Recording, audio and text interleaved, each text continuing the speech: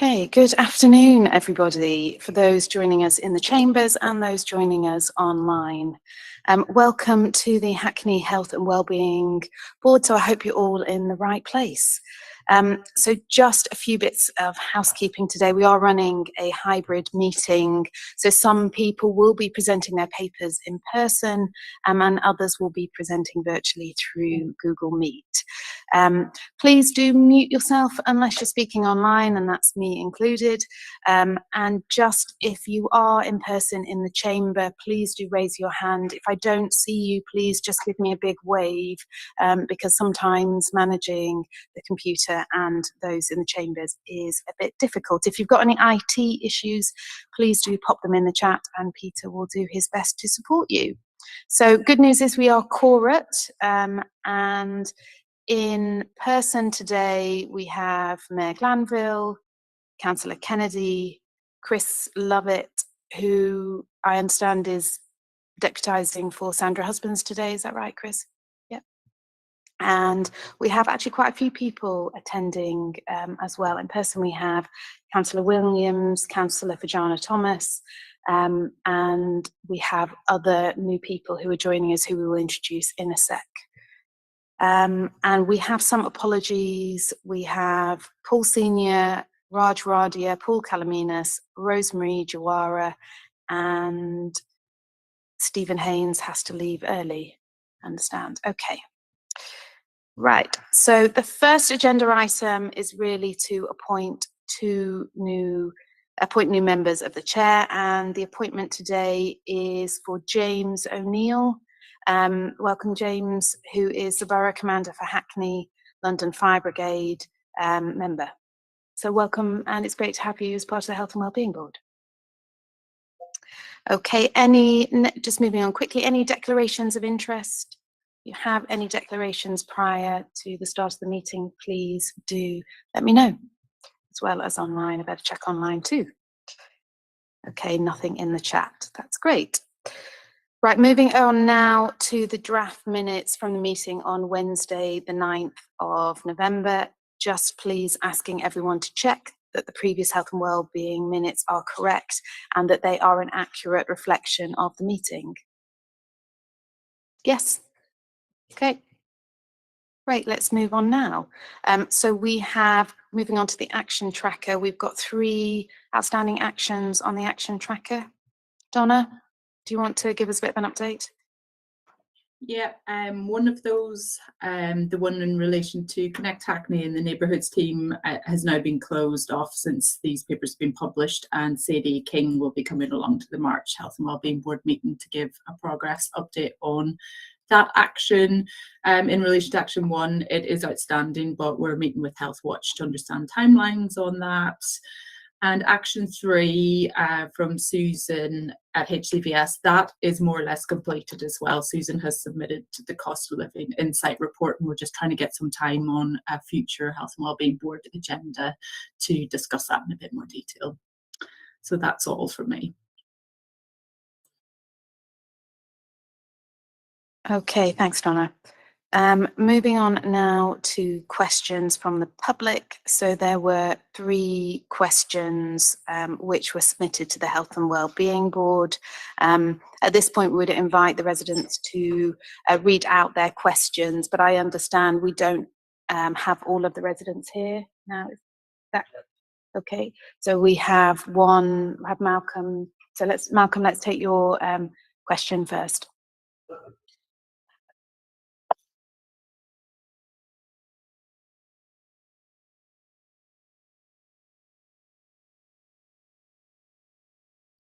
Okay, hello.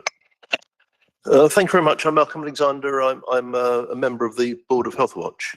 I'll just read out the questions, that I've submitted. So this refers to the crisis in the care of patients suffering from a mental health crisis, and particularly about very long waits for mental health beds at Homerton A&E of 12 hours or more. And of course, the standard has been in the past 4 hours maximum. And my questions are: can you please tell me what action you have taken at ICB and LBH level to resolve this crisis? Will the ICB commission the provision of more beds to meet local need? Thirdly, how are the ICB, Elft and City and Hackney Health and Care Partnership and NHS England collaborating to secure adequate numbers of beds for patients in an acute mental health crisis? And fourthly, is each organisation committed to reducing and eventually eliminating these very long waits with the aim of bringing A&E waiting times for patients in a mental health crisis back to no more than 4 hours from arrival in A&E to admission? Thank you. Thank you very much for your question, Malcolm. And we have submitted a detailed written response to you. Just to follow on from that written response, Meg Lambill very kindly escalated this at the NEL ICB board yesterday. I think we all recognise your concerns around mental health beds and other challenges, and the ICB have committed to bringing back a paper around the mental health acute position, and we hope that that will bring some of the answers, further information and answers to your questions. But thank you very much for raising it. And thank you. Okay. Then moving on to the other two questions. So just what would be the best approach to this, Peter? Because the residents aren't here to ask their questions. Would you suggest that we read them out, or I can just give the response? You can just give the response. Fine. So to the other two questions, we have put together a more detailed verbal response, and really thanking both of those residents for their questions. And I wanted to state for the public record that the previous questions posed ahead of the Health and Wellbeing Board held on the 22nd of September 2022 were fully responded to. I appreciate that the time frame for sending the responses was much longer than originally anticipated, and there were a host of delays arising out of work pressures and leave that impacted on getting a timely response to those residents. And on behalf of the Mayor and I, as joint chairs of this board, we do apologise for those delays. The response that was sent at the beginning of the month was comprehensive, and as such, it is in my view as chair that the questions asked today by the residents have already been answered as part of that response. Now turning to the questions that were posed to this Health and Wellbeing Board, it is in my view as chair that the response that was provided to Ms. Battaglino at the 27th January 22 Health and Wellbeing Board today does cover the issues that were raised again. For members of the public observing this meeting on the live stream, the Health and Wellbeing Board held today can be found on the Health and Wellbeing Board on the 27th of January 2022 can be found on Hackney Council's website via council election and council meetings. And additionally, this live stream is available on YouTube to view the recording. In addition, I understand that Dr. Sandra Husbands responded to the letter dated the 21st of September, which was similar to the one handed out at the Health and Wellbeing Board on the 22nd of September. The Mayor also responded and confirmed that Dr. Husbands' response addresses the specific concerns raised. I also agree with the response provided by Dr. Husbands. I appreciate that Mr. Albro would not have received this comprehensive response, but given the length of a summary, the main areas contained in the response will be published on the relevant Health and Wellbeing Board pages and also emailed to you. And I'm assured that the issues have been properly addressed. Dr. Husband's response is relevant as it provides details of how the impact of low traffic neighbourhoods is being monitored. At the moment, it is not the work of the programme of the Health and Wellbeing Board to monitor the health impacts of LTNs or wider local transport policy. However, Hackney Council and the GLA do have a comprehensive programme of evaluating ongoing impacts of LTNs on air pollution and traffic levels, both within LTNs and more widely across the borough. The work is in partnership with other organisations and bodies such as the GLA. I would also like to draw your attention to the following updates that can be found online. The December traffic report that the Council recently released in December, the media headline, the main road traffic in Hackney 6% lower than last year. And very recently, is the report published and widely reported last week by the Smart Transport Hub, and we will make sure that those links are made available. Okay, so I'm going to move. We've got a very packed and meaningful agenda today, so I'm going to move us on. One thing before I move us on was just to note an update from Sally Bevan from the Health Watch, who updated us that Malcolm Alexander has been appointed a Health Watch board member now. So I think just noting that for the minutes. Okay, moving on now, just to note there is no community voice agenda item at this meeting, but they will return in March 2023 with a focus on ageing well. So now moving to our first substantive item and welcoming Rory McCallum to talk about the Children's Annual Safeguarding Report. Thank you very much, Chair. Good afternoon, everyone. So this is the annual report of the City and Hackney Safeguarding Children Partnership. Jim Gamble, who's our independent commissioner, sends his apologies. He can't make it today. I'll just give you a very brief overview. It's a very sort of detailed report, and I'm sure there may be questions that come afterwards. But I think just to pull out a few areas, certainly the report reflects the challenging year that 2021-22 actually was. It was another far from usual year, and you know, certainly in Jim's introduction, he recognises, you know, the significant efforts of partnership leaders, staff, volunteers, and their families, and their hard work and determination that have just simply, you know, helped to make many of our children much safer than they would have been. As a partnership, we still remain committed to our principles of children being seen, heard, and helped, and that our practice is driven by a philosophy that kind of underpins three or four core areas. And that's about making sure practice reflects a safeguarding first philosophy. The practitioners understand the context of the lives of the children and families that they're engaging, and of course professional curiosity and challenge, and the need for that to be front and centre in every practitioner's mind. We've seen our arrangements flex, so this year we've kind of expanded our or in this year we expanded our kind of focus on our principles and priorities, and one of those, rightly so, drew out a much sharper focus on active anti-racism. I know you're going to hear some more about Hackney Council's approach to that later on this afternoon, and we kind of saw our partnership continuing to respond flexibly and basically keep a focus on ensuring safe and effective services were being provided to children. That said, you know, that's not without the challenges that the system has had to encounter over this reporting period. I mean, the report speaks for itself, but just to pull out a couple of headlines, you know, there was some good progress seen in terms of the response to the cyber attack by the council. Some really good practical workarounds had been put in place between the council and health partners on, for example, the child protection information system. Early help, a lot of kind of activity and focus, certainly from a council's perspective here as well, on their targeted early help provision. Significant number of young people accessing universal services, as an example, over 16,000 young people offered that type of support by Young Hackney, which was, just reading here now, 170% increase on post-pandemic lockdown periods. And again, just noting the agenda, you've got an item on the family hubs work, which again will really feed into strengthening the early help response in Hackney.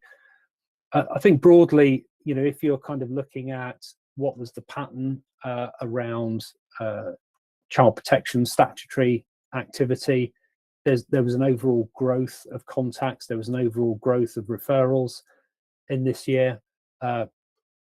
Extrapolating that, we've seen growth in the children's mental health world, demand challenges, VORG, increase in the number of MARACs that were held, around 694, and half of those cases involved children.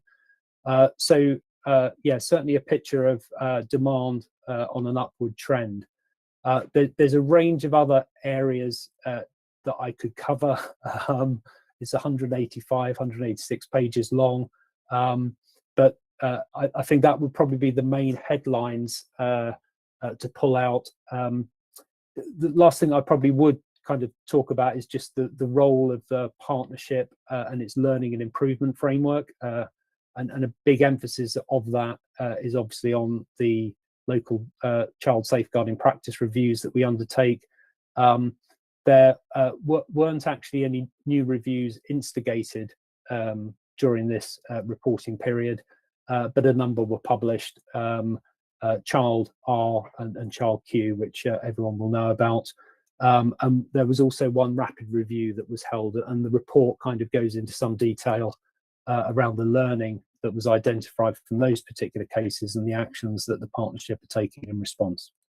So happy to take any questions, but I think given time constraints, I'm probably best leaving it there.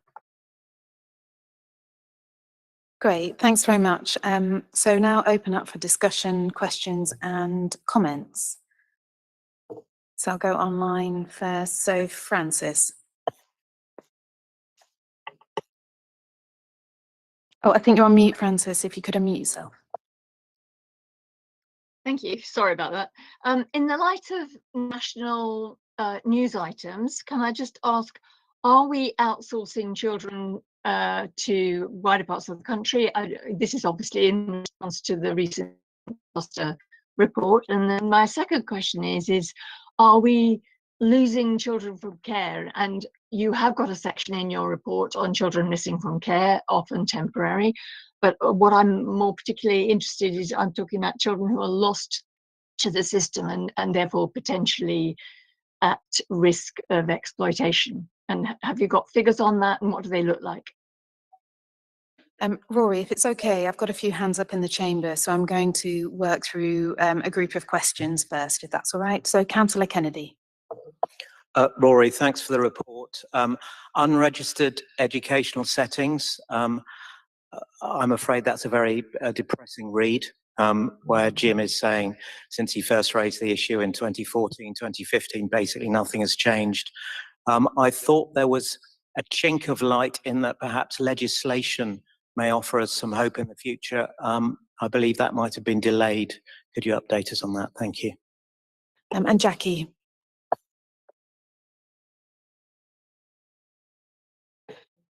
Okay, Rory, if you want to come back, and then Jackie's also going to come back with a response. Okay, thank you very much. So is that Jackie as in Jackie Burke? Yes, that's me. Hi, I can answer the first bit, yeah. I was going to say, if you're in the room, Jackie, it's probably better that you deal with that first one. Okay, so in respect of the question, are we outsourcing children to other parts of the country? I can answer that. That's helpful. So of our, I think we just got just under 400 children who are in our care, and 90% of those are in foster placements, which I think puts us in a different position from a lot of local authorities. We have an absolute ambition that children are placed with foster families first, and that's a mixture of their kinship placements as well as our own Hackney foster carers as well as independent fostering placements.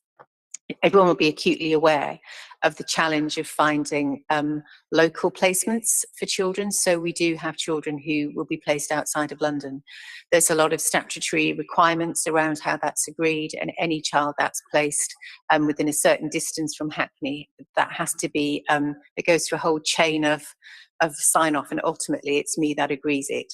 And sometimes because of the demand, and that's because of the extreme need of some of our children, we do agree for, there's not enough secure accommodation. So if children need a secure accommodation, they may have to go to Northumberland because there's nowhere else in the country that will have a space. So yes, we do have children who are placed outside the borough. The majority are placed within a reasonable distance, but those over a certain distance, they have some additional scrutiny as well.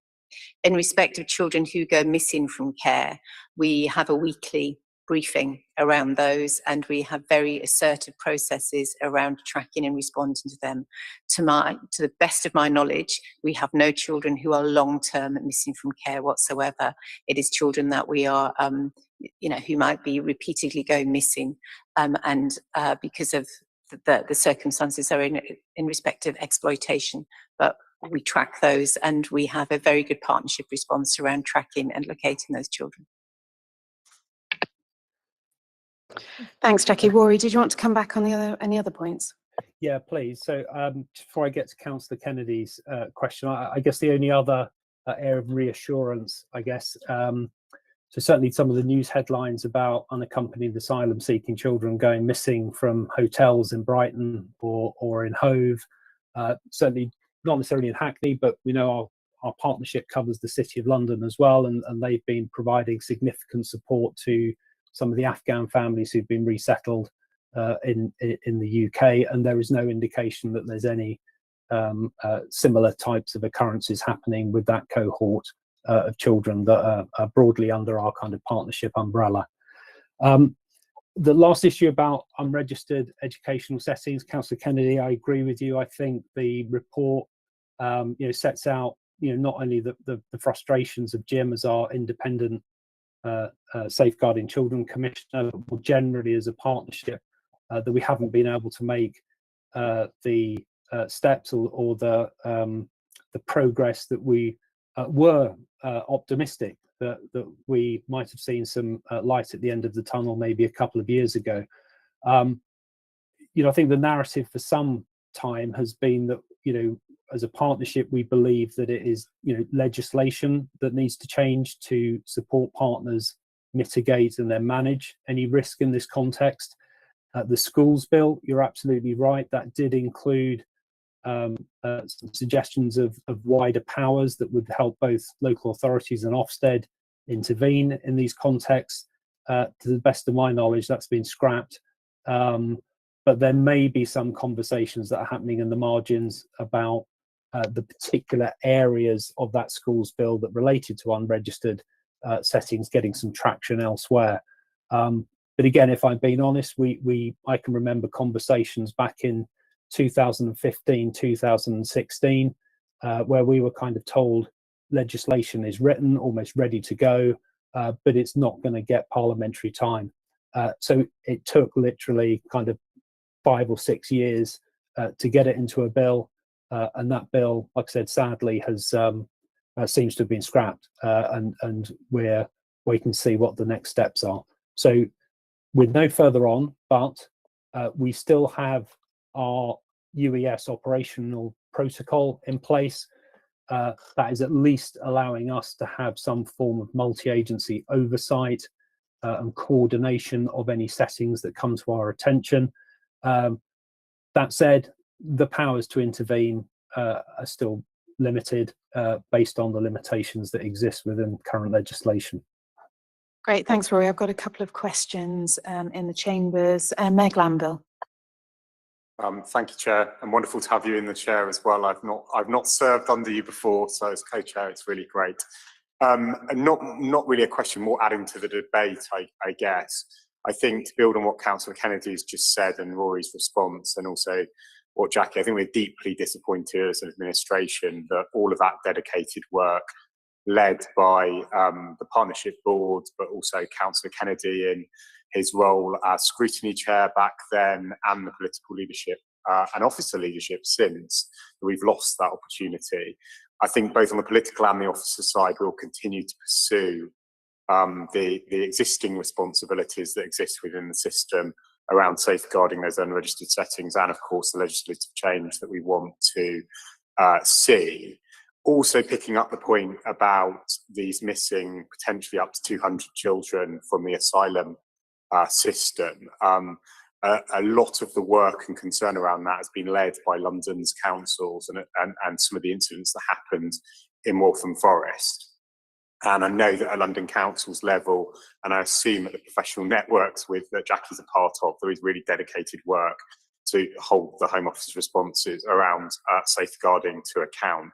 And I'm really pleased that Rory responded there, but that is something that's really actively pan-London consideration. And obviously families and individuals can move around that pace without notification within that asylum network of hotels and hostel accommodation. So that's important. And just bringing it back to home, and maybe setting up Deputy Mayor Bramble in the Children and Family Service annual report has also been through governance this week. It went to council last night and to cabinet. That some of the further detail about our active work in this space is there for people watching at home, but in the partnership to read publicly.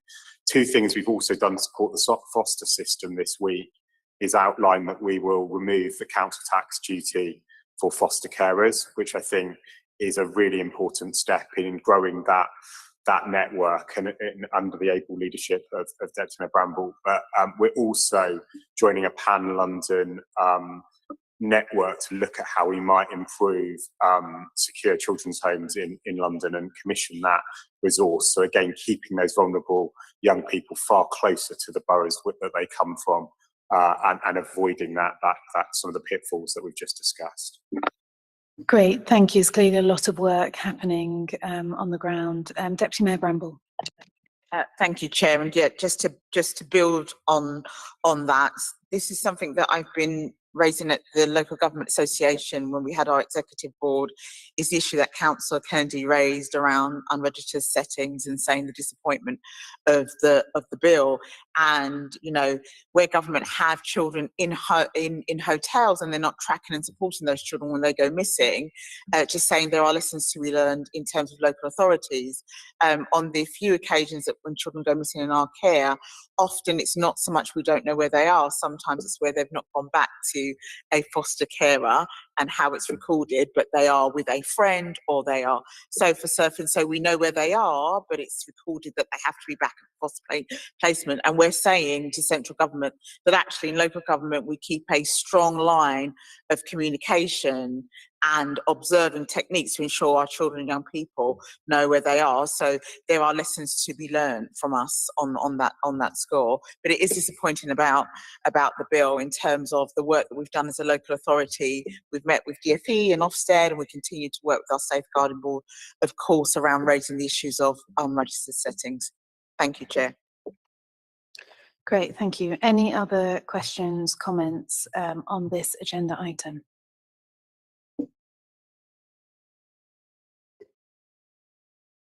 No, nothing on the chat and nothing in the chambers. Okay, thank you very much, Rory, for the update.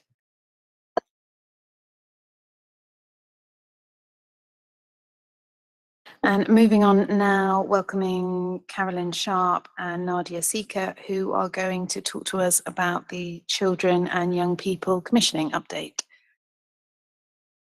Do you have slides to share? Did we set that up?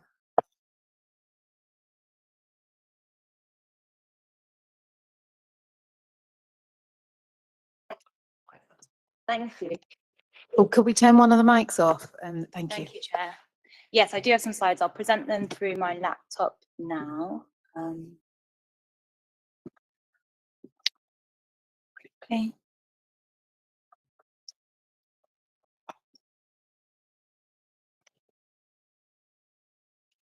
Okay, great. So, so this paper that we've provided is essentially an update to the board on the commissioning activities for children and young people in Hackney. So that's from the public health team that I'm representing, and also from the Children, Young People, Maternity and Families Integrated Work Stream. And so although the paper presents to the board a broad commissioning update, I have focused the discussion questions on the integration agenda for this portfolio. And that's really just to provide an opportunity for the board to really feed into the development of that work and influence the development of the joint integration framework that I'm going to talk about in a few slides' time. But to pick up on the commissioning updates first, so these are all in the pack, so I'm not going to go through everything in detail. The highlights are on the slide, and it's just to show really that there's a huge amount of work happening in this space. The highlights aren't everything by any means, those are the big ticket items. And maybe just to pick up on a couple of the big ticket items, so highlights of the highlights, I guess. The Super Youth Hub is one thing that I just thought would be good to mention.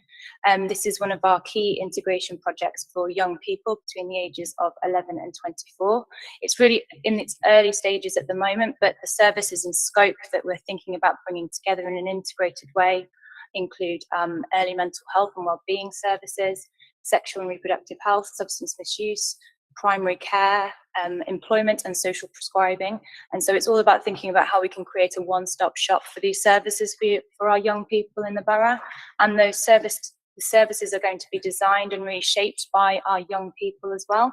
So we're currently doing some really great work where we've got some young people from Hackney. We're training them up in community participation action research, and they're going to be going out for us to engage young people on exactly what services they want to see in this Super Youth Hub. So I thought that was a good one to mention. And just I guess another one that should probably be mentioned is the work that we're doing around SEND. So we're doing a lot of work to prepare for an anticipated inspection around this. The Hackney SEND partnership is co-producing a self-evaluation framework, which really focuses on evidencing the impact of our SEND system, and health partners are really feeding into this process so we can identify and implement with partners any priorities that we find, so we can really strengthen our performance as a system. So I just thought I'd flag a couple of points from the commissioning update. And then the second part, I thought I'd speak about the integration framework. So by way of background on this, a paper came to Hackney Cabinet back in June 22, which outlined a proposal for a joint children and families integration framework and a supporting action plan. And really the aim of this framework is to support the successful integration of our children and family services in Hackney for our populations aged 0 to 19 and up to 25, where there's a statutory responsibility. And by successful integration, I mean not just bringing services together, but doing it in a way that makes that allows us to better serve our residents and improve outcomes. And I don't think that does automatically happen by bringing services together. So we need to think about how we integrate services in a way that is successful. So the framework, the idea from the framework was endorsed, and we were told to push forward and continue the direction of travel in terms of integration, to start establishing the framework itself, which is really comprised of a shared vision. So what's our vision for integrated services for children and families in Hackney? Then to develop a set of shared outcomes. So as we implement our integration projects, so the Super Youth Hub I've already mentioned, our children and family hubs are on the agenda later. Are we all working towards the same set of things so we can become greater than the sum of our parts, essentially? And then think about what a set of key design principles that would really underpin this work as it goes ahead.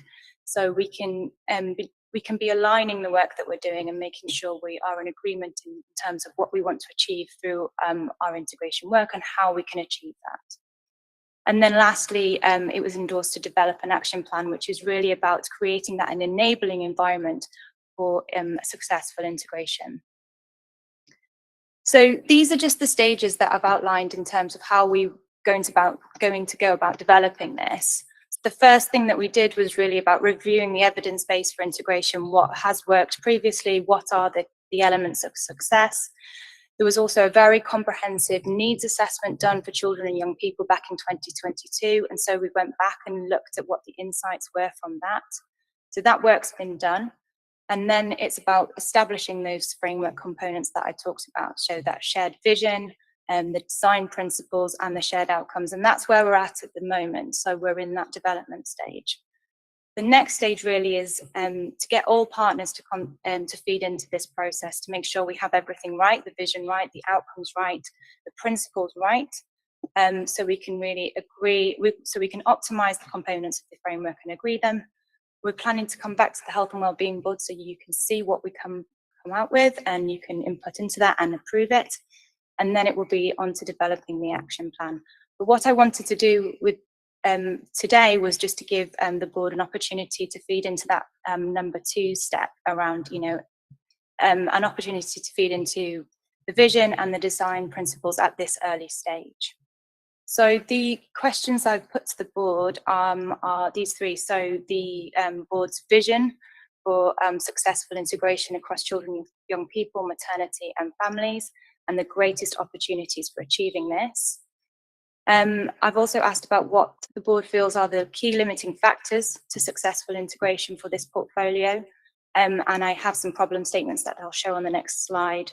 that were collected through the needs assessment process. So do we think that those problem statements are the right ones, and are they comprehensive?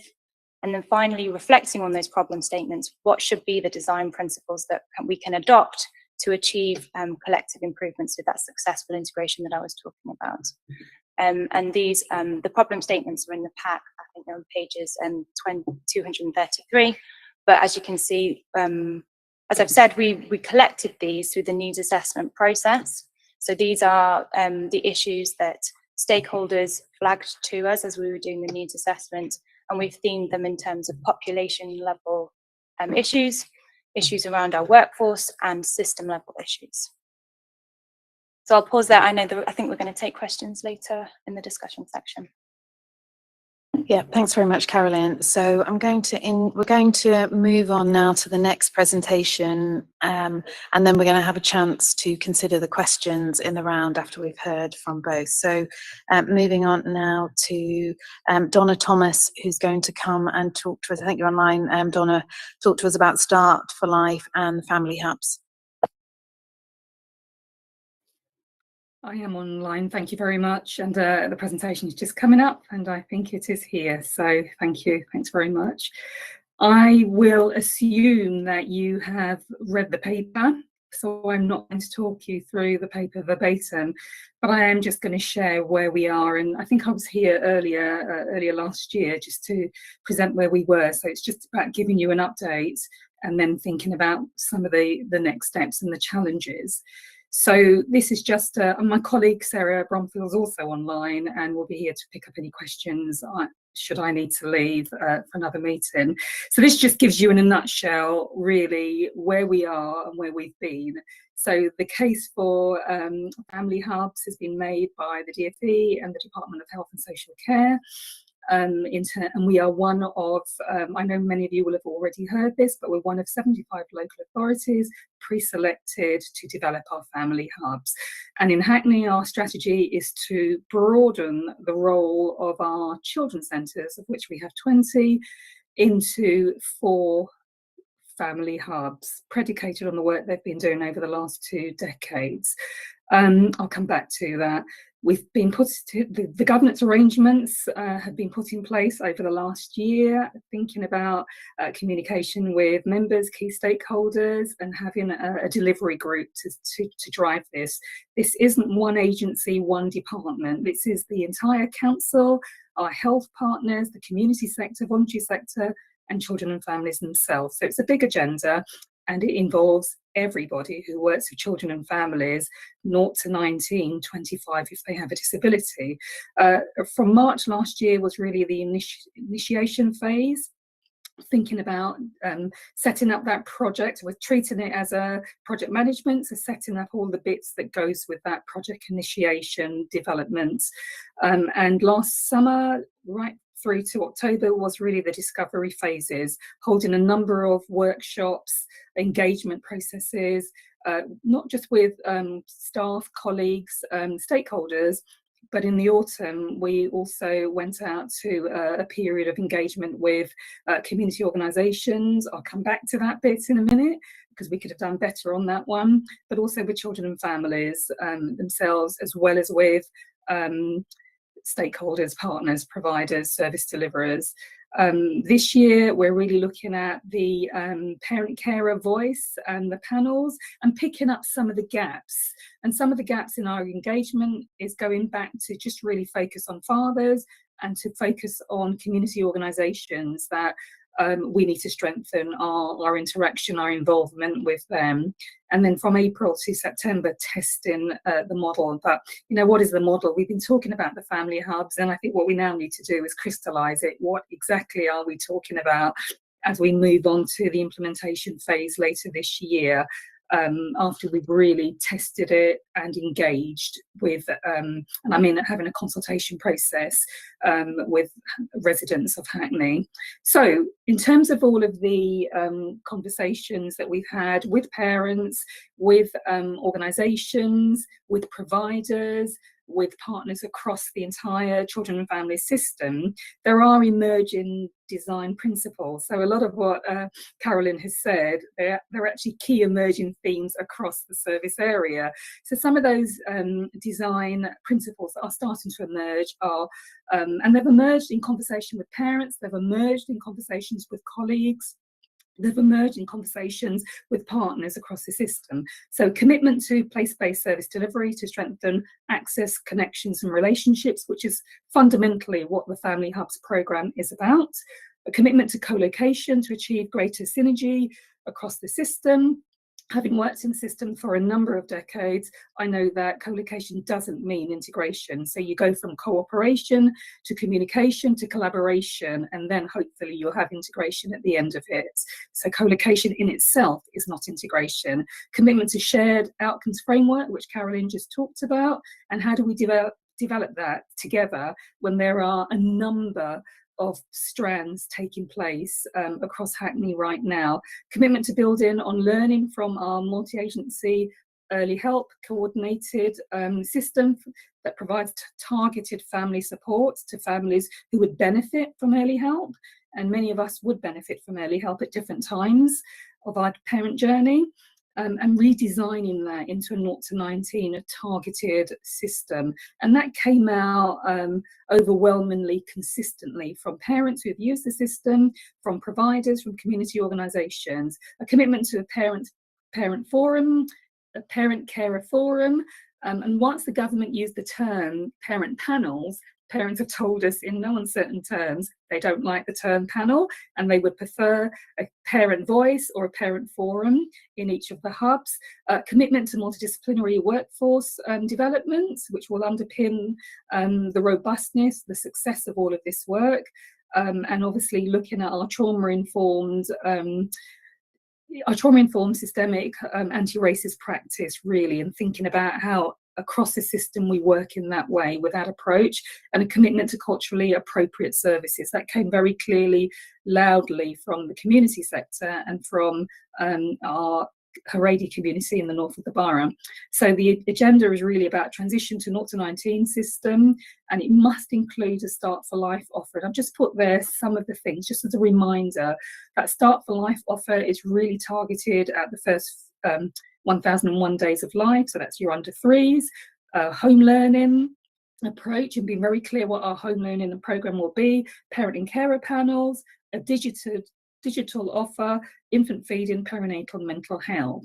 And we will come back to that at a later date. So as part of the engagement, the Haredi communities told us very clearly that they're worried about the census, that it's unreliable, where we have known that Haredi community children may have made up 20% of the population. They're now telling us that there is that it's likely to have increased, and what does that mean for us in our service development and our planning? And an example they gave is that when they completed the census return, it only allowed space for 3 children, when we know that there are often more than 3 children within a household within the Haredi community. But they were really sort of thoughtful about what they wanted to include in the hubs, and that's about culturally appropriate services to underpin access, connection, relationships, housing support, health visiting and midwifery services, new birth support, concerned that the 6-week checks that are currently done by GPs weren't always being done. They wanted an integrated SEND support, and work with community organisations around providing parenting support. So building on best practice or strengths at the moment, and again thinking about extending MAT to older children, and MAT is our current 0 to 5 early help system that I just talked about, and wanting something that was more seamless to support parents 0 to 19 where they needed targeted intervention. And there were key themes from parents also outside of the Haredi community about the hubs, spaces for parents to interact, spaces for parents who had English as an additional language, homework spaces for children, and just thinking about an online offer, but also face-to-face services, key strengths around mental health and wellbeing support for parents. So some of the things that they were saying were actually consistent with the framework model. I've just kept this here, and I'll keep it here until I start to think about we're starting the work around what does this mean for Hackney and what does this look like for Hackney. So I like this because it's a Westminster one, and it's one that I done probably about 20 years ago for Sure Start for Hackney. And as we work through not just the emerging design principles, but actually a very clear vision about what the family hubs look like, then I will draft one of these that's Hackney centric, which thinks about, okay, well, what does the hub look like in Hackney? What is it we're trying to achieve? And what are the services that we're trying to work to get to work greater together, more collaborative, greater synergy, greater integration? There has been some challenges just before I go on to the questions that I asked. So some of the challenges are, you know, the model is quite prescriptive. It's a prescriptive government programme.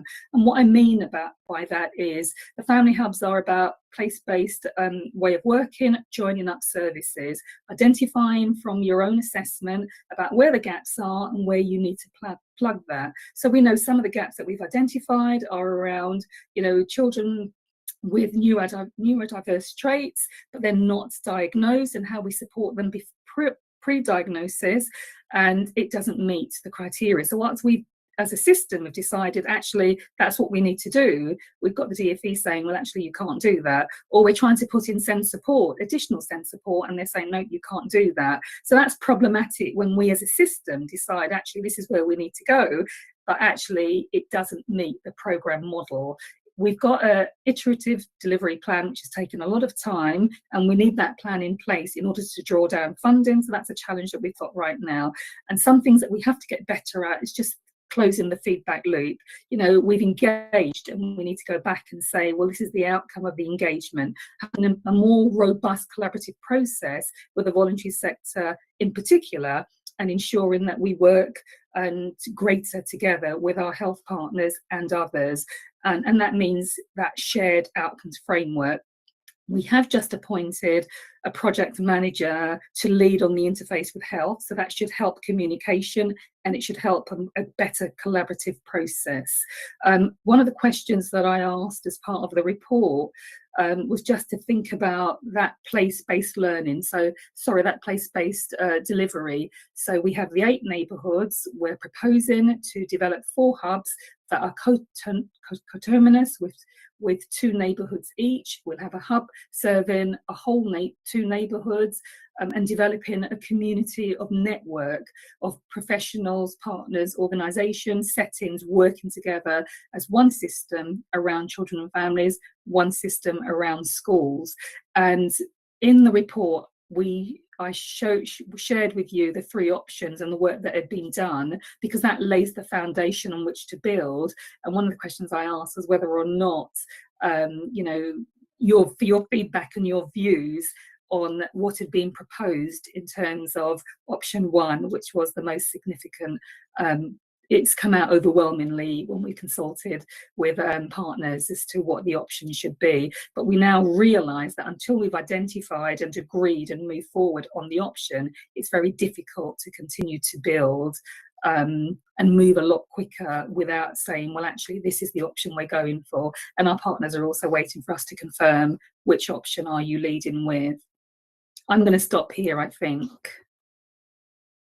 Great, thanks very much, Donna. That's really helpful. And I'm going to propose that we just hold your questions for the minute, but recognising the question you posed around the reconfiguration of the children's centres into 8 children and family neighbourhoods, but that we cover that question as part of one of the 3 questions that Carolyn posed to the board earlier, particularly the one that comes under integration. So we need to just make sure that we cover it as part of that.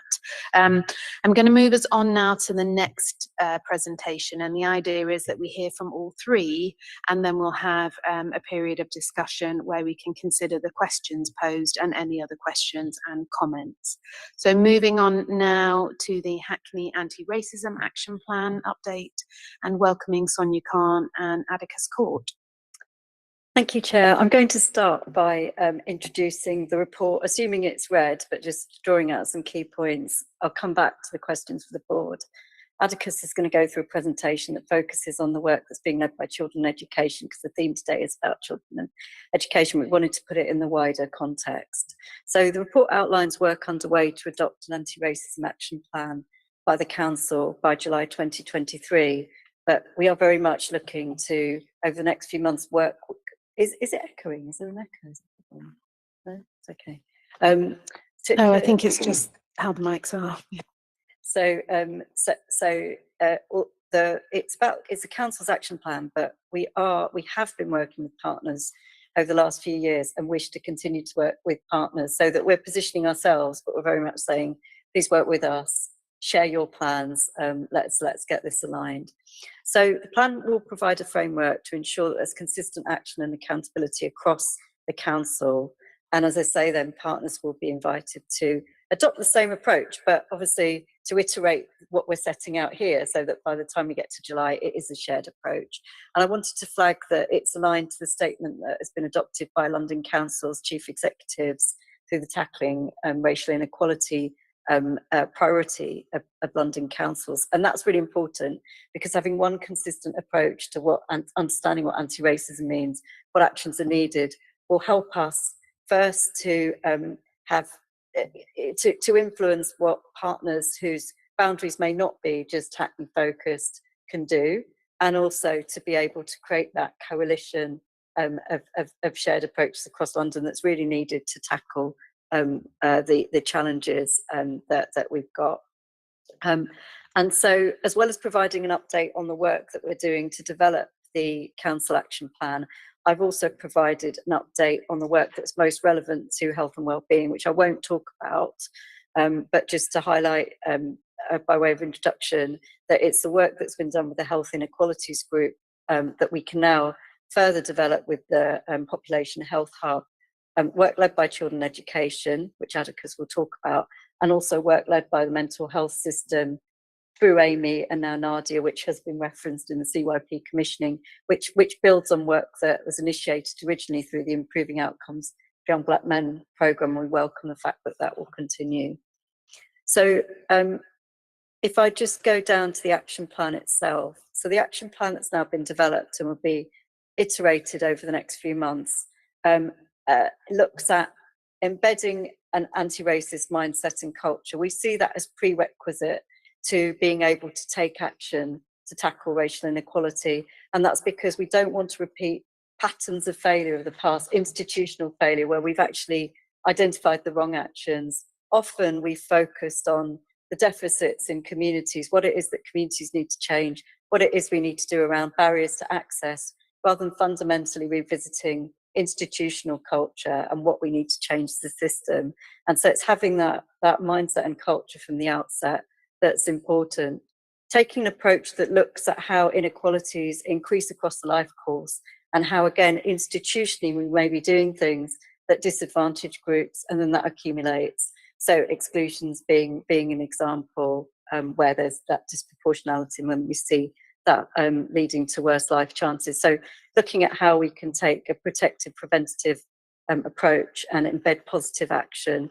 You mentioned about, you know, the Orthodox Jewish community, the example about, sorry, the Haredi community, the example about where those health, you know, those visits, those 6-week appointments might not be happening. So that's an example. Embedding anti-racism into service plans and practice, we're developing tools to support that. Building strong, cohesive communities that are part of the solution. We've heard about participation in the context of the super youth hubs.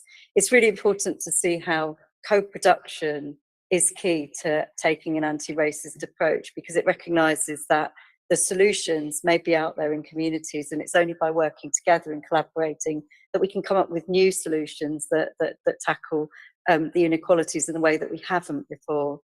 Promoting prosperity and well-being, and that's recognising that we may have employment programmes, we may have a focus on bringing prosperity to areas, but unless we look in a very focused way at the inequality, you know, whether communities are benefiting and not disbenefiting, then we may do more harm.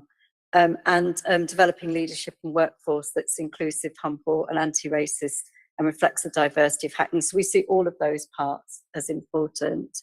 And two other points that I wanted to make in the paper was that we will be developing a series of theory of change workshops.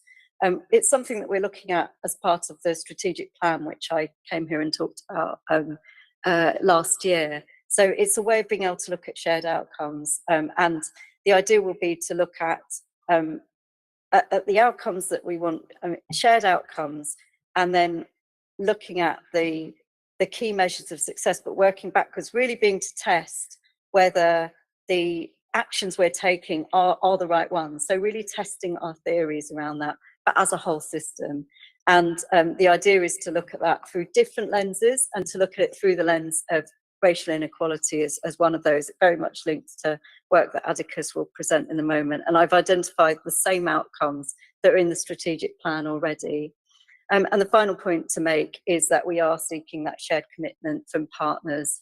And so the first thing is to look at the shared definition that's been adopted by London local authorities and to build off that.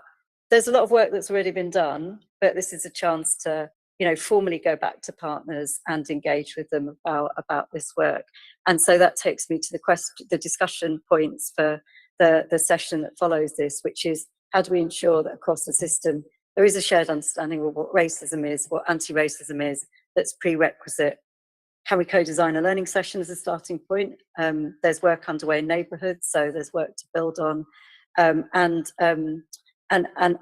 then just an invitation really to involve all of you through the Health and Wellbeing Partnership in that shared outcome framework approach, which we'll be scoping out further.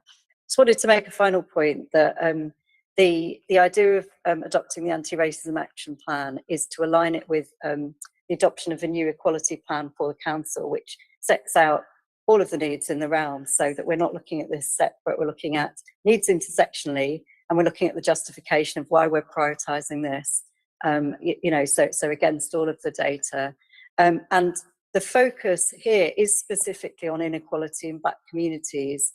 That's not to say that we don't want to look at anti-racism in other contexts, but we're recognising that the inequalities are very clear and stark, and that we need specific action to tackle both the institutional, systemic issues, and then we need to do the same for different communities. Thank you. Great, thank you, Sonia. Atticus.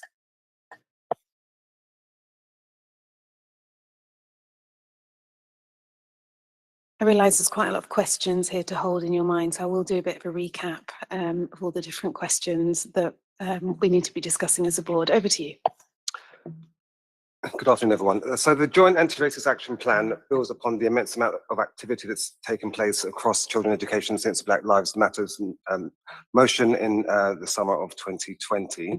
And it follows a specific request from Jackie Work, our group director, to ensure that we're aligning our activities across education, children's services and health.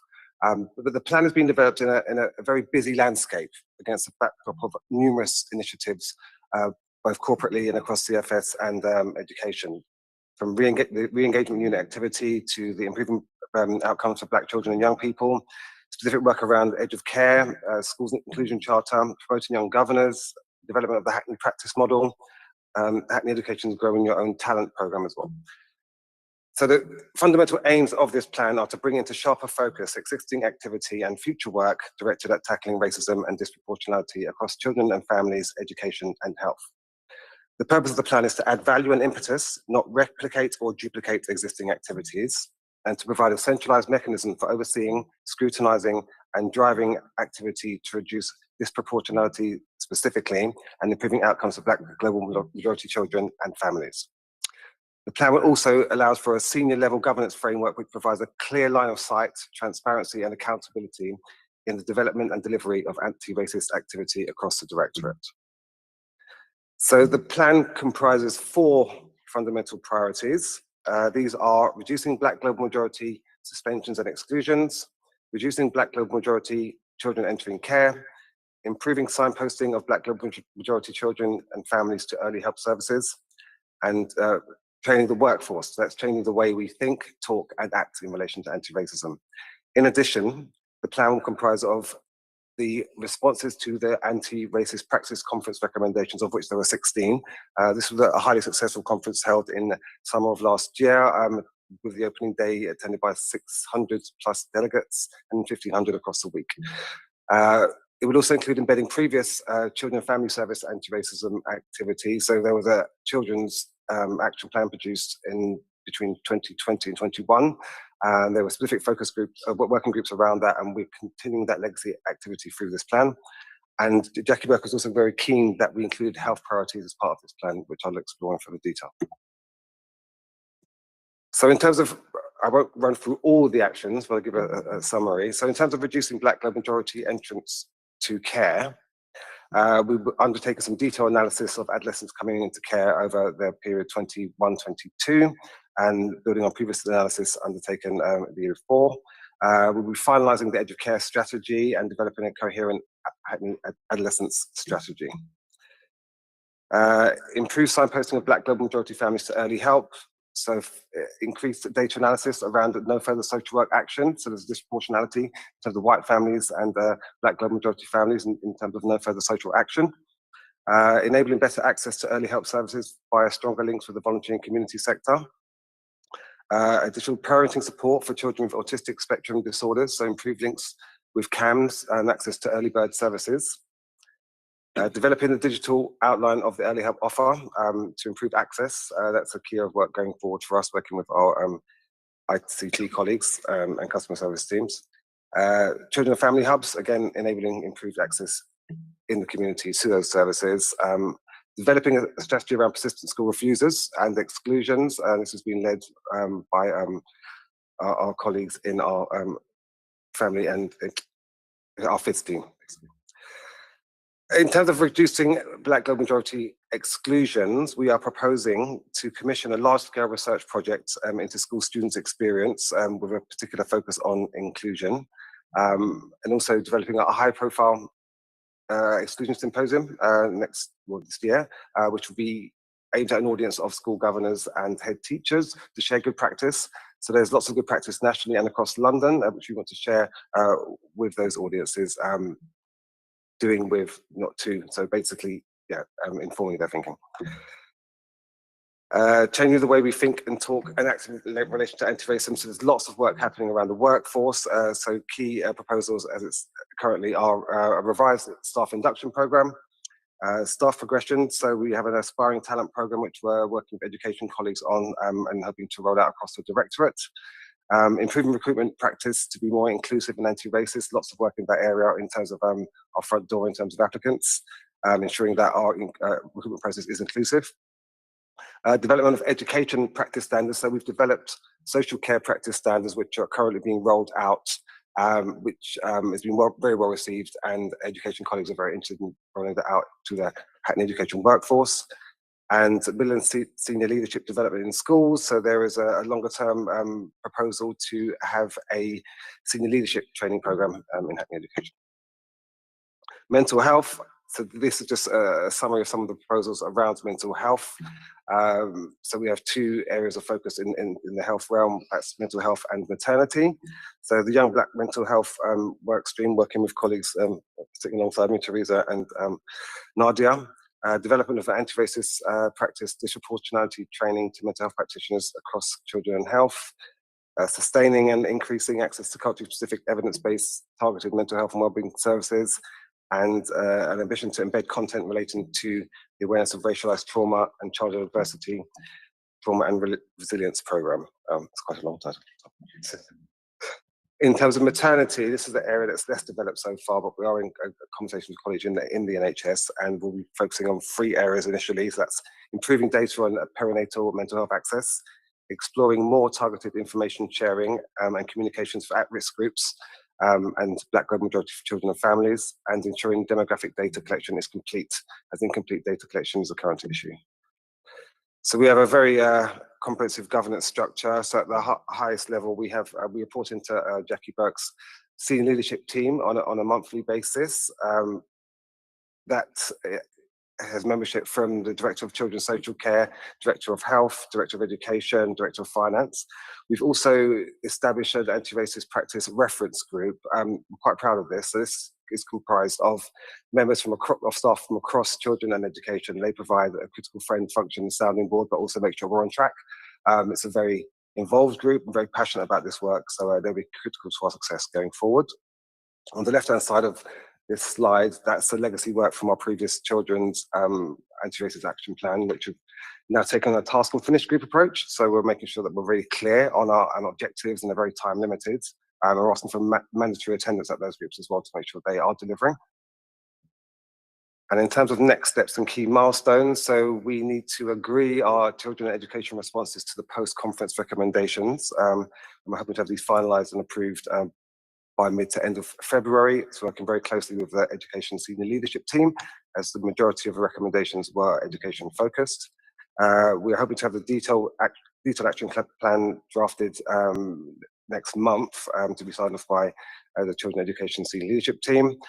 As referred to before, task and finish groups, which are taking forward the legacy activities from the Children and Families Anti-Racist Action Plan, will also include a data and monitoring group. So this is really important in terms of tracking the impact and progress of this plan going forwards. And we're keen to have a very, very clear set of metrics to monitor our impact on outcomes. We have commissioned a design agency to produce an anti-racist animation film. That will be hopefully be launched in early February. Very excited about that.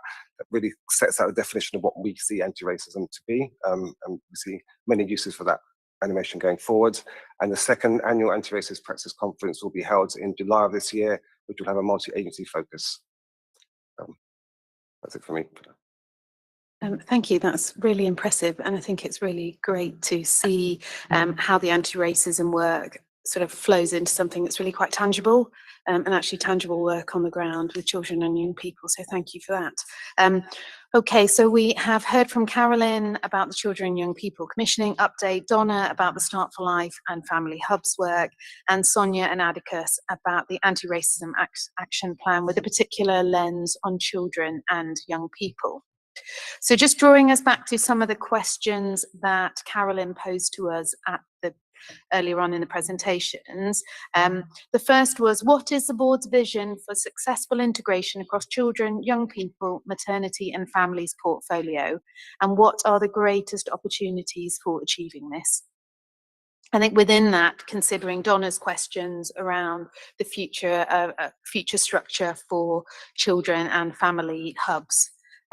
The second question was, what are the key limiting factors to successful integration for children, young people, maternities and families? And then the third was reflecting on some of the problem statements which have been outlined. What are the key design principles that we need to adopt in order to achieve collective improvement? So really, what does successful integration look like? What are the key limiting factors in successful integration? And what key design principles do we want to adopt in order to achieve collective improvement? Now, obviously, your comments and questions are not limited to those sort of themes, but it's really a starter for 10 to get the discussion going. And we've got a reasonable amount of time to have this discussion. So opening it up now to the group. So we're going to go into the chambers first. So to Mayor.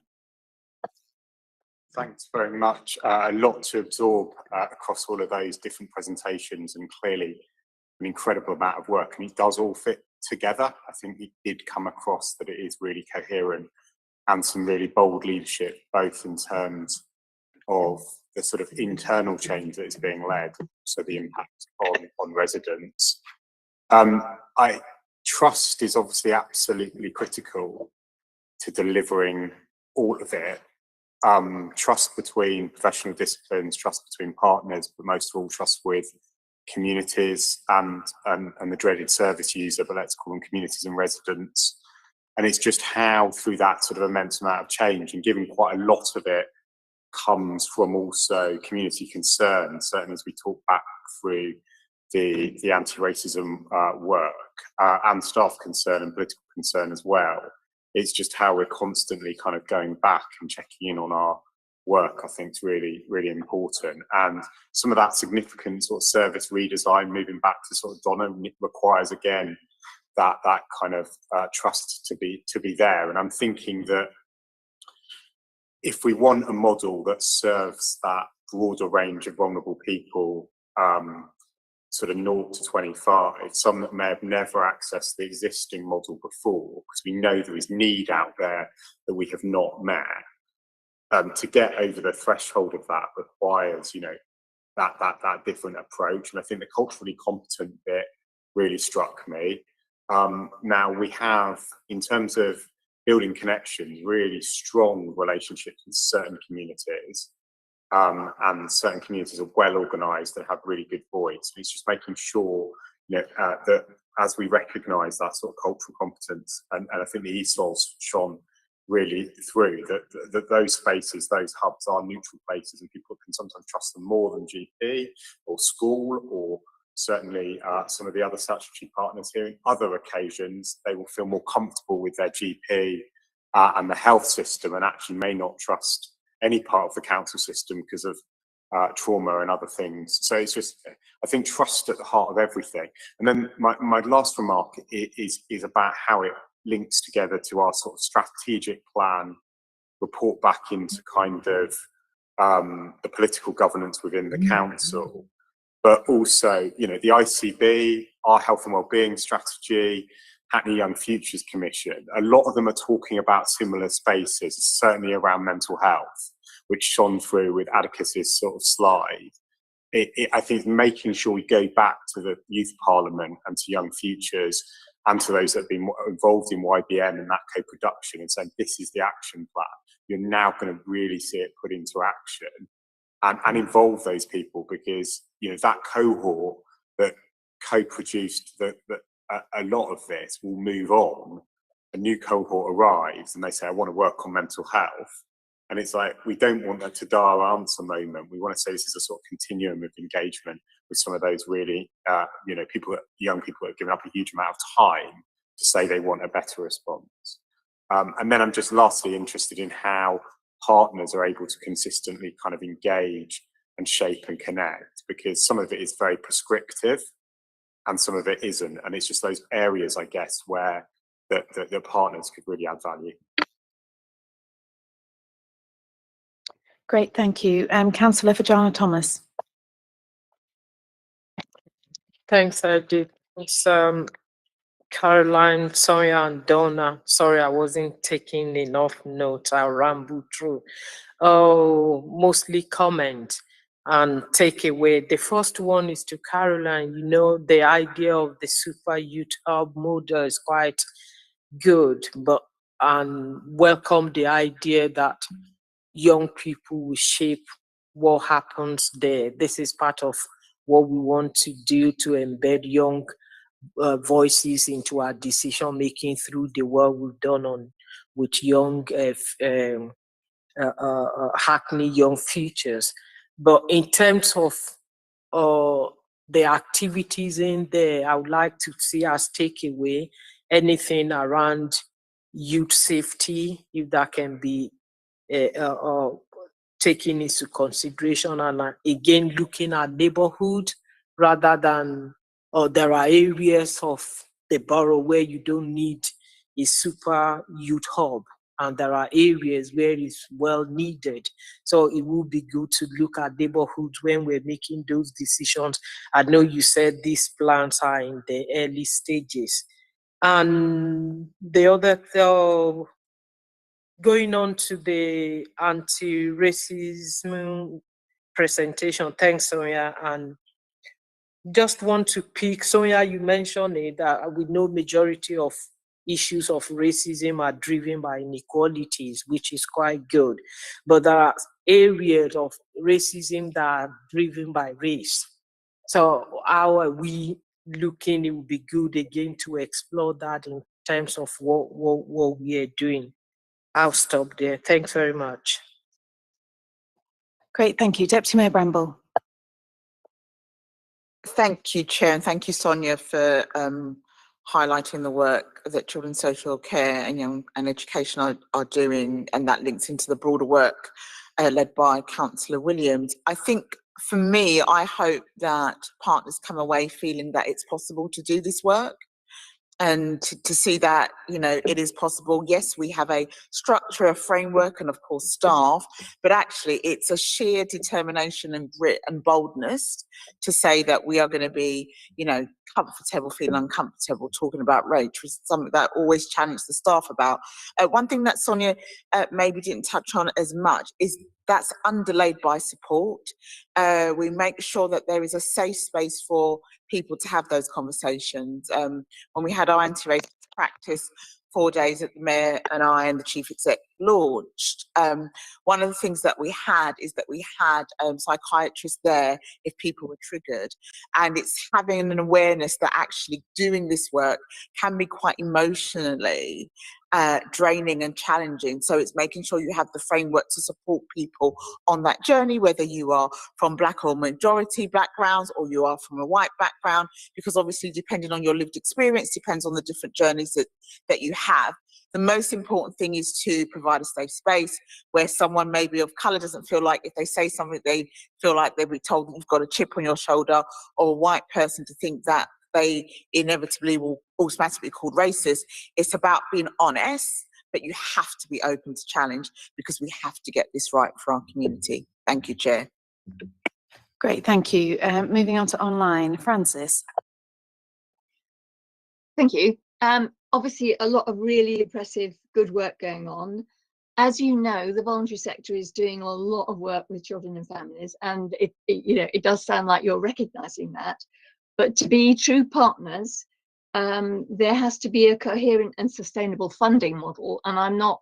So my question is, what is the funding model that is in order to involve the voluntary sector in the kind of work that you're developing? Okay, thanks for that question. I don't know if any of the speakers want to pick up a response around voluntary sector.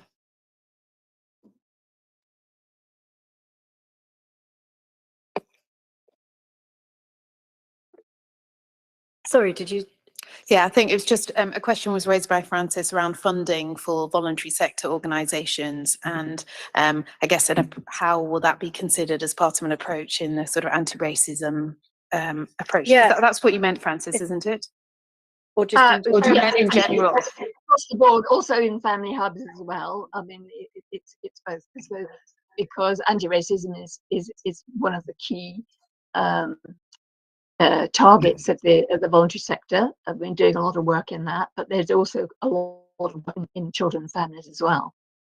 And I suppose it's how does the voluntary sector then embed the anti-racism approach as part of the other services and support that it's delivering in its work? I suppose that's one of the other key aspects. I know that as part of the Neighbourhood Health and Care Board last week, I think it was, that an agreement was made in order to continue to fund voluntary sector organisation HCVS around working in partnership with all partners across City and Hackney. So I think that's a key step, because that creates the capacity and the headspace to be able to think about then how does the anti-racism work become embedded. I think there are key parts, key specific services that may need to be delivered, of which Atticus has talked about, but actually it's also how do we embed this as part of our work that we are all doing. I think, Teresa, did you want to come in? Yeah.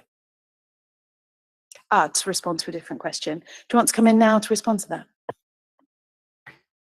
Thank you, Chair. Just to respond to Mayor Glanville's point around ensuring that we are building on work that's already been done, particularly around the Young Black Men's mental health programme. So we're working on developing a young person's oversight group that will work in parallel to make that really structured in terms of that group of young people continuing to co-design and steer the direction of where that Young Black Men's mental health work stream goes.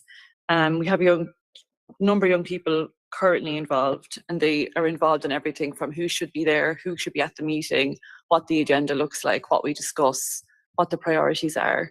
We have a young person, a fantastic young person, who's going to present on his manifesto item, Thierry, who's going to come and present on that at the next session.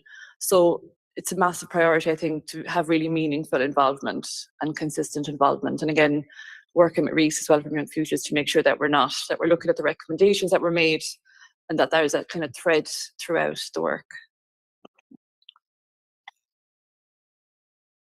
Carolyn. Thanks, Chair. I was just going to come back on Frances's point quickly, because I think actually what she's raising around the involvement of the voluntary and community sector. So with the framework, obviously that sits above the individual projects. So I can't make commitments around funding streams. So what I can do is, I think, build into those design principles something about how we work with the voluntary and community sector, because obviously it is very relevant to all of the integration projects that we are going to be taking forward. And so I think that does need to be in there as a design principle. And so, Frances, I'm happy to work with you to develop that specific design principle and at least make sure that that is embedded in there so it filters through to all of the integration projects that we take forward. Great, thank you, Caroline. I'll take Donna online and then Sonia. Thank you. Yes, so I think just building on your comments, Frances, yes, so it is one of the emerging design principles which you saw in terms of giving some feedback earlier. And it is a challenge. So what does that mean? So unlike other models, it's not a commissioning framework, the family hubs. So we don't have money in to commission in the way that we might have done under the old Sure Start programme, for example. But what it is, it's about recognising the role that the voluntary sector plays, an important role that they play, and ensuring that we're not duplicating and that what they actually are fundamentally essential to the programme and the work of the hub in their own rights. So when we think about workforce development, we're not just thinking about, statutory services or the local authority. We're thinking about the entire system, which includes the voluntary sector. And therefore, there's some thought about, well, how are they able to engage in workforce development unless we start to think about, how we enable them to engage, and that might mean backfilling. So I think that's what we're starting to think about. How do we engage? So where we do commission small services at the moment, and it's because they know their communities better than we do, and so it's about building on the work that they already do and thinking about how we can continue to support them to engage in the way that they already are. So I think with the workforce development, thinking about access and engagement, and then there might be opportunities as we're also thinking. So one of the things that's emerging is about possibly doing a piece of work with fathers in particular around perinatal mental health, and that's really about looking at attachment between fathers and their children, so the parent-carer relationship. And so looking at a couple of voluntary sector organisations, community organisations who work with fathers to do some scoping work with fathers around what would be helpful to them. So whilst it's not whole service change, it is thinking about how it's meaningful engagement and meaningful contribution whilst recognising the strengths of those organisations. So I hope that answers your questions and address any concerns that you may have. I think the other thing around the mayor and the voices of young people. So I think Reese is quite busy actually, because I think he's engaging with all of us.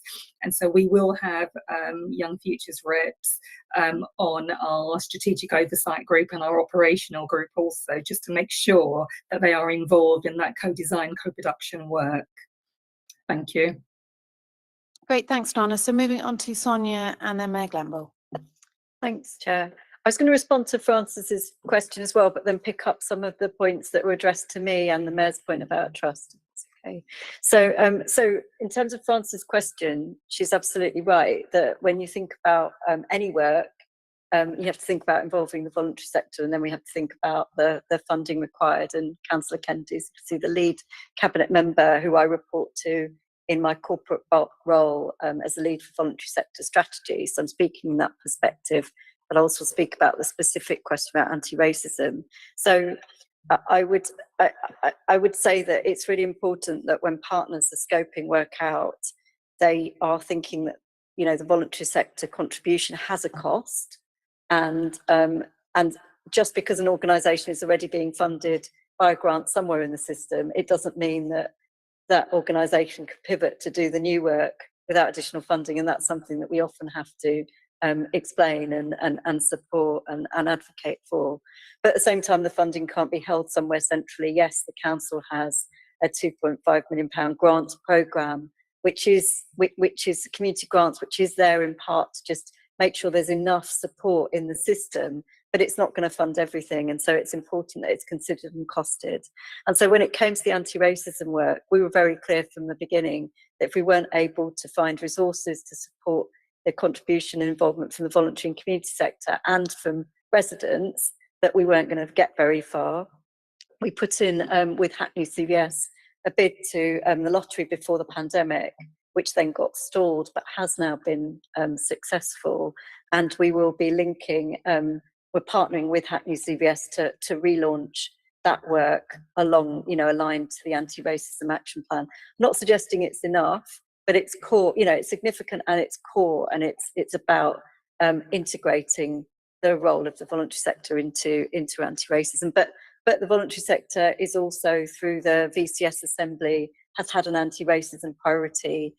My staff have been involved in that. There's a focus on commissioning, but I think there is also something about the voluntary sector having an approach to anti-racism for their own institutions. It's not just about the voluntary sector looking to the system elsewhere. It's also, and that needs funding as well. I appreciate Francis, and I'm not saying that that's, I'd be keen to explore that with Hackney CVS, how organisations can be supported, their organisational development. So just moving on to some of the other questions. Councillor Fajana Thomas's point that racism is driven by inequality, but also race. I just wanted to be clear that I wasn't saying that actually the point of the anti-racism work and everything I've learned in the last 5 years is that if you look at this purely through the lens of inequality, let's say poverty driving inequality, you miss the point. You miss where there's racism in the system. You miss where you need to look at, so you need to look at intersectionally, but you also need to look at it from that perspective. You need to look at it in a very segmented way. You need to think about the specific experiences and inequalities for different groups and different heritages. So I just wanted to assure you that I wasn't presenting it that way, and that the purpose of the work is to understand race as a construct. Racism is something that was an instrument of, specifically to oppressed communities in the past, and that is deeply embedded into society, and that's what we're trying to unlock, and that's what the definition relates to. In terms of Councillor Bramble, Deputy Mayor Bramble's point about support for staff, so one of the strands of work is about a workforce diversity and also leadership. And within that, there is a component part which is about recognising that support for staff is prerequisite. And there's actually slides that we are taking around to directors that goes through that and goes through the importance. We already had support that we were trialling at the time of the child queue review, for example, that we were able to increase. But that was already being piloted because we understood the impact that it has.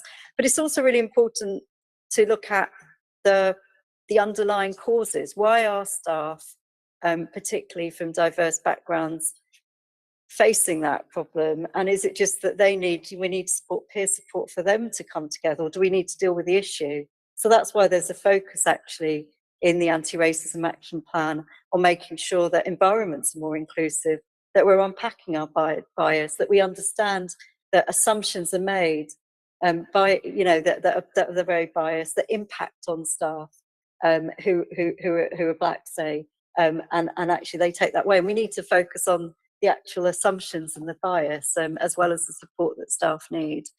And in terms of trust, it's good that the Mayor's raised that. And again, we can't get very far without trust, and it goes back to Francis' point about resources.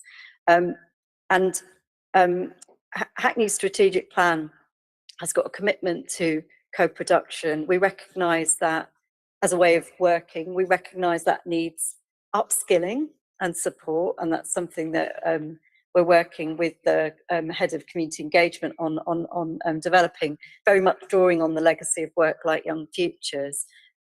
But just to assure you for the moment that the different strands of work that are going on, it's the same work that's supporting. So Reese was mentioned and Thierry, they are from the Young Futures rep. So it's the same.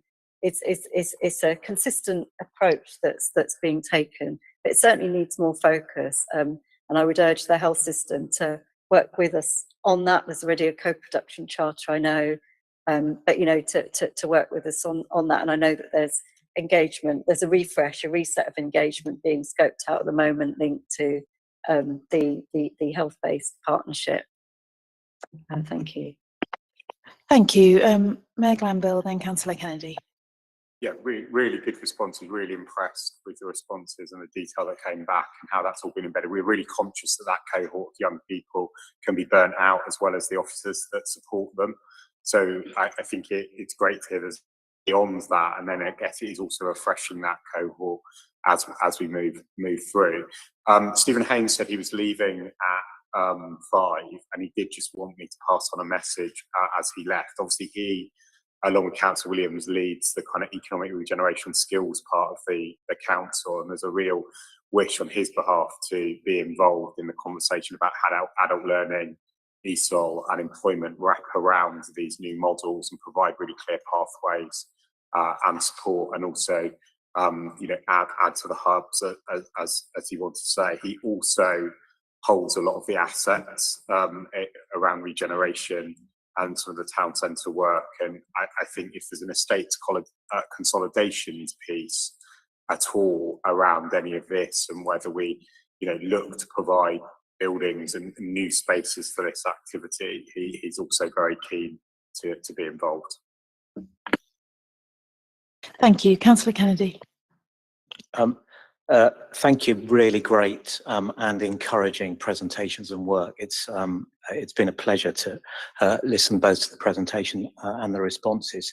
I wanted to try and answer your 3 questions in a very broad way. I think your questions 1 and 2, I think, are linked, because I think that the threat is if you don't get the vision right, and I think the vision links back to the legislation that actually put in place the integrated care systems, which absolutely is fundamentally about that idea of moving from competition to collaboration, and so I think that's what that's the vision, is to collaborate absolutely across the system. Completely key to that, and it came out in Francis's question, some of the other things we've been talking about, is those wider partners beyond the statutory partners. The Mayor said it, we must always be asking and talking to those broader partners and involving them in conversations. And so proper co-production and talking to them, I think, is the answer to your question 3 about one of the main ways in which we do it. On your threats, so a couple of other points. You had staff saying there's a real shortage of skills, shortage of staff in some areas, and one of Donna's slides had grow your own as one of the things that we absolutely have to do, and I think that's a system lesson. We must be always growing our own. There are good employment opportunities there. There are amazing, some of the most wonderful work that is done by our voluntary sector partners is done when they actually use people who've had experience of, for example, poor mental health and are recovered to help other people through, so that people are mentored by people from their own communities who absolutely understand all the stresses and the traumas that they've been through. And actually really good anti-racist work does that and uses peer mentors really well. So that growing your own and actually using our communities to be part of the solution to the problems that might be out there.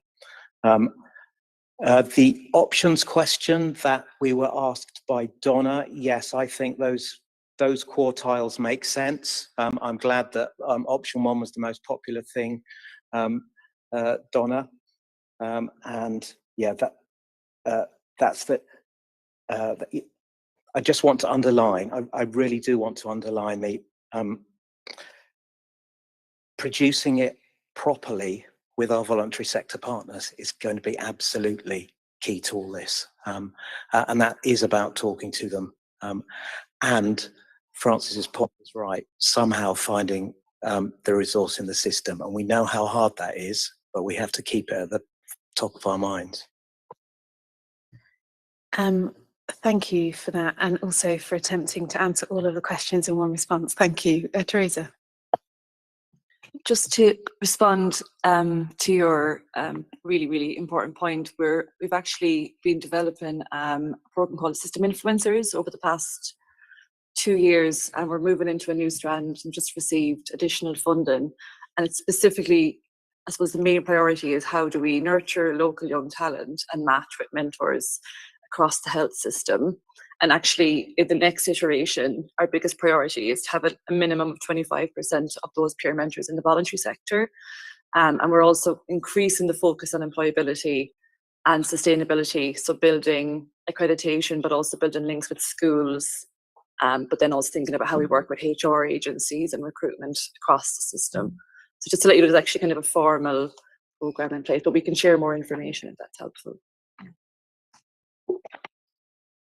Great, Chris.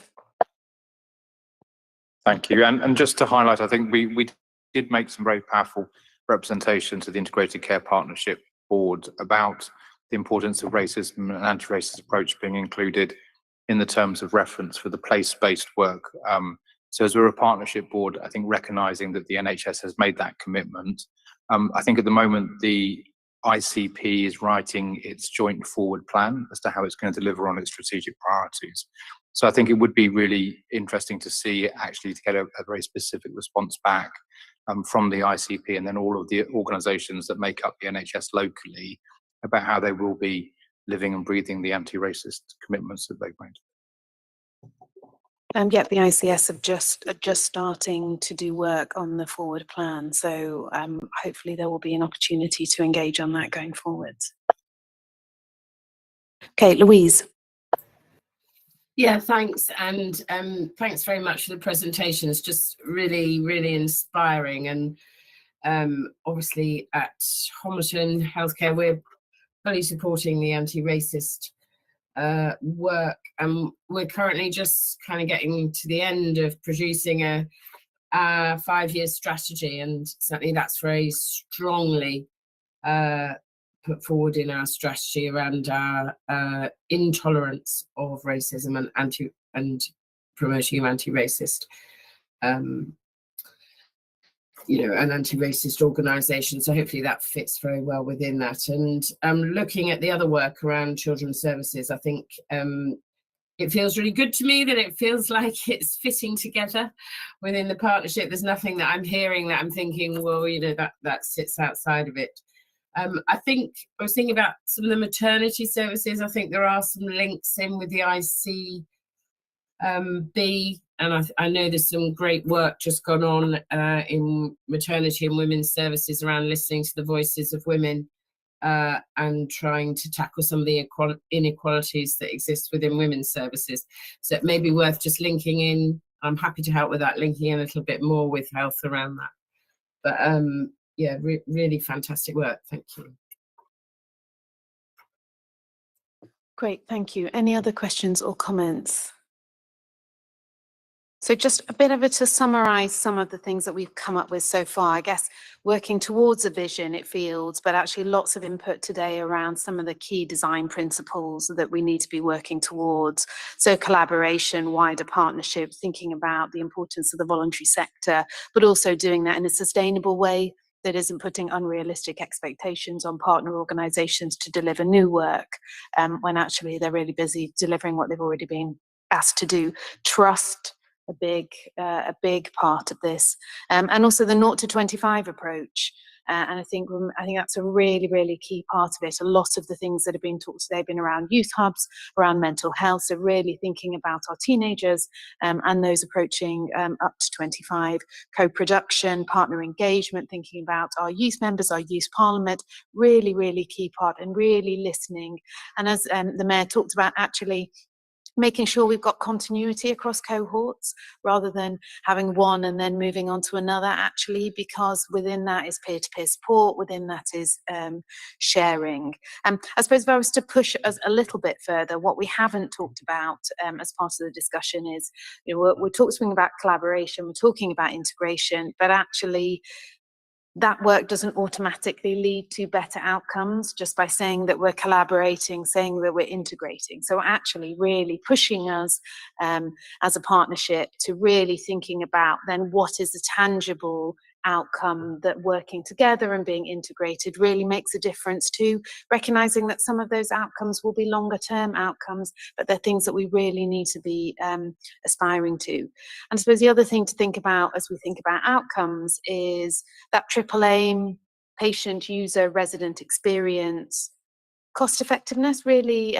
someone used the word stewardship, and actually it's stewardship over money. It's not around, are we getting, we need to get value for money, but I don't always find cost effectiveness is I think it's quite a cold term, but actually how do we make sure that them have stewardship over the money so that we're using it most effectively?